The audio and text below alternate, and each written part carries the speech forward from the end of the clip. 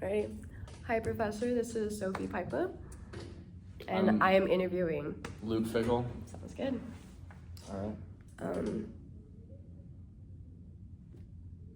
Oh, sorry. There you go. Okay. What brings you in?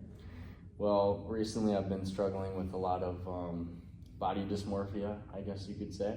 I've been having a lot of bad thoughts about my self-image, and my friends have been pointing out that, you know, I put on a little bit of size, and I haven't been taking that criticism very well, I guess you could say.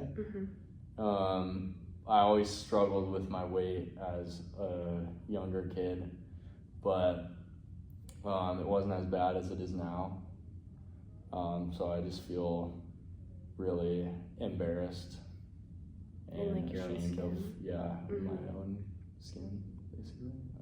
Okay. Well, thank you very much for telling me that, and that's something really emotional that you're probably processing too. Tell me more about your childhood experience. Yeah, so I mean, I love to eat, and my mom loved to cook. Hey, we all like to eat. I know. Yeah. I know. And there's a lot of cakes, a lot of cookies, and then sometimes I saw it as almost like a way to cope with some feelings that I'd have. I had some depressive thoughts when I was younger, but sometimes just eating that food comforted me and gave me a warm feeling to where I felt like I didn't have to deal with those problems as much anymore. I see. And so it kind of spiraled into a little bit more of a problem now. Understood. Okay. So how does that reflect your body image now?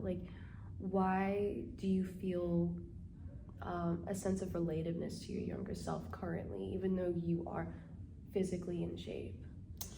I think it's just because I was like that for so long. You know, my whole childhood, I was always a little bit on the heavier side, but it wasn't too bad.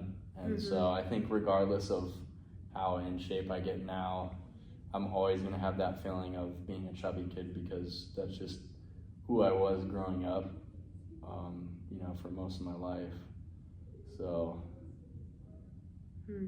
that's what I would say. And I feel like sometimes I see certain attributes of my younger self and myself today. Maybe how I react to certain situations, especially comments about my weight and things like that. How do you normally react? You know, sometimes I try to laugh it off and see it as a joke, but deep down it really hurts. And, you know, it brings me back to when I was that young child struggling. But now it's even worse. Do you find yourself channeling those comments into something positive? Have you tried, all right, people think I look a certain way, let me work out even harder, let me work out even more? Have you found yourself doing that?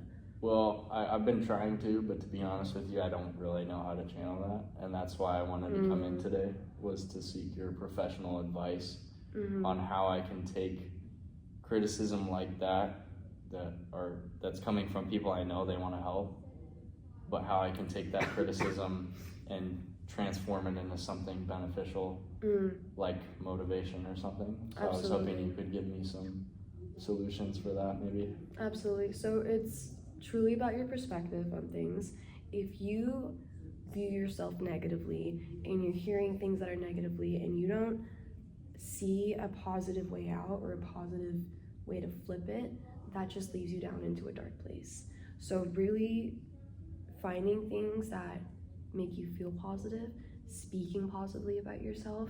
Anytime you think negatively about yourself, think of 5 more positive things that you love. And that truly helps with your self-love journey and truly accepting the body that you were born with and that you were beautifully and wonderfully made. And everything that you're doing for yourself is positive. It is you are doing all the right things. You're in the right place, you're where you're supposed to be, and your goals and whatever that is for yourself moving forward, keep your eyes on the bigger picture, because everyone else's opinion doesn't matter about who you are and what you look like. You're a good person, and that's all that you can do. So thank you. You're very for welcome. that. I'll try to apply those solutions to my life. Absolutely. Well, thank you for coming in. Anything else I can help you with? I think that's it. Yeah? Thank you. Welcome.